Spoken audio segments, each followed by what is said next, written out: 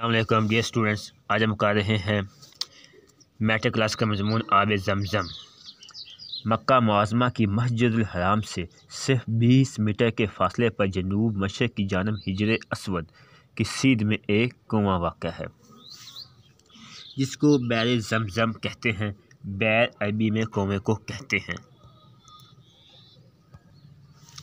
حجر اسود خانہ کعبہ میں ایک پتھر نصب ہے جو کہ جنت سے آیا تھا، حضرت ابراہیم علیہ السلام نے اپنے ہاتھ سے لگایا تھا۔ یہ کنواں کعبہ شریف سے بھی قدیم ہے اور اس کی گہرائی کے بارے میں پہلے قیاس تھا کہ 140 فٹ ہے، لیکن حالیہ پیمائش پر یہ 207 فٹ گہرا پایا گیا۔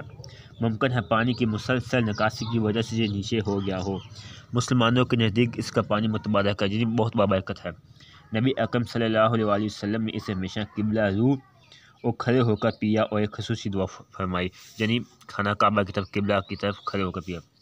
اے اللہ، میں تجھ سے سوال کرتا ہوں کہ ایک ایسے علم کا جو فائدہ دینے والا ہو اور ایسے عزت کا جو مجھے کھلے دل سے عطا کیا جائے اور مجھے تمام بیماریوں سے شفا محمد فرما۔ آج سے ہزاروں سال پہلے کی بات ہے کہ کل جہاں مکہ مکرمہ کا متبرک شہر بات ہے، وہاں ریت اور جلسی ہوئی پہاڑیوں کے سوا کچھ نہیں تھا۔ دور دور تک کسی جاندار کا نام و نشان نہ تھا۔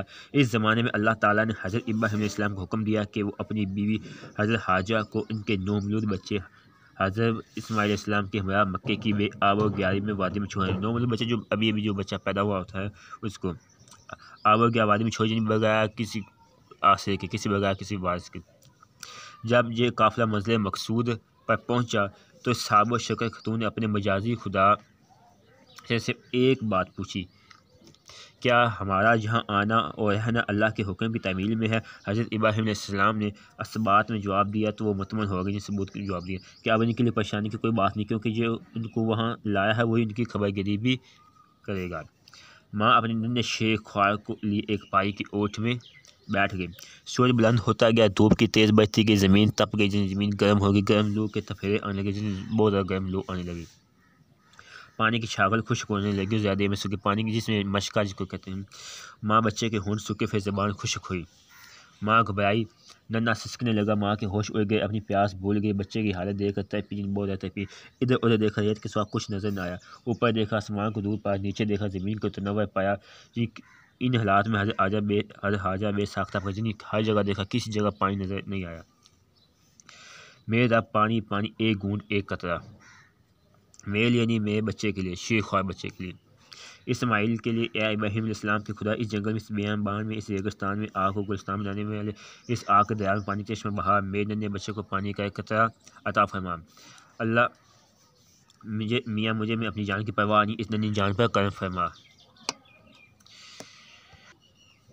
آخرکار بچے کی حالت نہایت نازک ہو گئی۔ حضرت حاجرہ پریشانی کے عالم میں کبھی صفا کے پہاڑی پر جا کر دیکھتی، کبھی مروہ پر چڑھ کر نظر دوڑاتی کہ شاید کہیں پانی یا کوئی شخص نظر آ جائے جس سے وہ مدد لے سکے۔ وہ اس طرح صفا مروہ پہاڑیوں کے درمیان دوڑ رہی تھی کہ 6 پھیرے مکمل ہو گئے، 6 چکر مکمل ہو گئے۔ 7ویں مرتبہ اللہ سے دعا کرتے ہوئے دوڑے تو انہوں نے ایک آواز سنی۔ انہوں نے فوراً اس سے مخاطب کر کے نیکی کے انعام پر مدد کی درخواست کی۔ حضرت جبرائیل علیہ السلام ظاہر ہوئے، انہوں نے اپنی ایڑی زمین پر ماری تو زمین سے پانی کا چشمہ ابلنے لگا۔ ایک دوسری روایت کے مطابق حضرت حاجرہ 7ویں مرتبہ اللہ سے دعا کرتے ہوئے دوڑیں اور واپس آئیں تو دیکھا کہ بچے نے بے تابی سے جہاں ایڑیاں ماری اور رگڑی تھیں وہاں سے پانی کا چشمہ پھوٹ رہا تھا، یعنی حضرت اسماعیل علیہ السلام جہاں بے تابی سے ایڑیاں مار کر رگڑے تھے وہاں پانی کا چشمہ پھوٹ رہا تھا۔ حضرت حاجرہ نے گھبراہٹ میں پتھر جمع کر کے اس کے ارد گرد ایک دائرہ سا بنا لیا تاکہ پانی ضائع نہ ہو اور کچھ دنوں کے لیے ذخیرہ ہو جائے، اور پانی پر ہاتھ رکھ کے فرمایا، زمزم، یعنی اے پانی ٹھہر جا ٹھہر جا۔ اس طرح سے چشمے کا نام بھی زمزم ہو گیا۔ اس کا پانی آب زمزم کہلایا اور مقدس پانی گردانا گیا۔ حضرت حاجرہ نے اس چشمے کے پاس اپنی رہائش اختیار کر لی۔ چند ہی روز گزرے تھے کہ صحرا نشین بدوؤں کا قافلہ قریب سے گزرا۔ انہوں نے اڑتے چہچہاتے ہوئے پرندے دیکھے تو قیاس کیا کہ اس مقام پر کہیں پانی ہے۔ پانی کی تلاش و جستجو انہیں حضرت حاجرہ کے پاس لے آئی۔ حضرت حاجرہ کے پاس پہنچ کر انہوں نے پانی کی اجازت طلب کی۔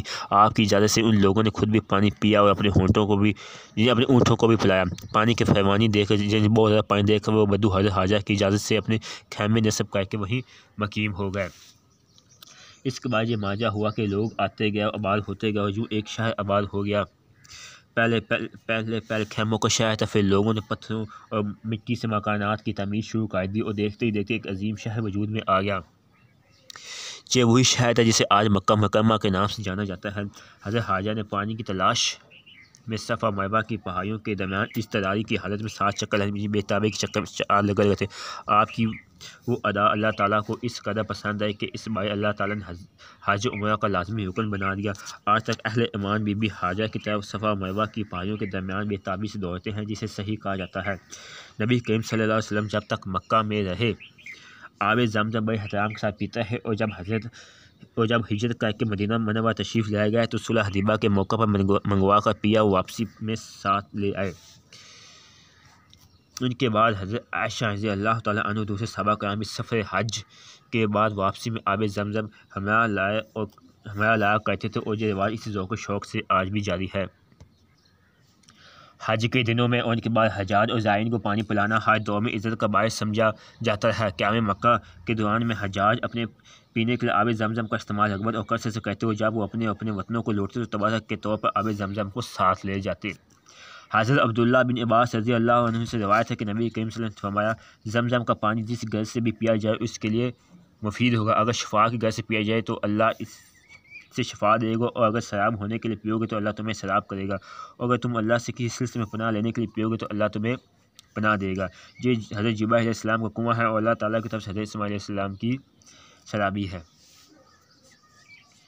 تحقیق اور سائنسی تجربات نے ثابت کر دیا ہے کہ زمزم کا پانی صاف ستھرا ہے، ہر قسم کی ملاوٹ سے پاک اور پینے کے انتہائی قابل اور معیار کے عین مطابق ہے۔ اس پانی میں یہ وصف ہے کہ یہ بھوکے کے لیے کھانا اور بیمار کے لیے شفا ہے، سر درد میں مفید ہے، بینائی کو تیز کرتا ہے، اور یہ نیکوکاروں کا مشروب ہے۔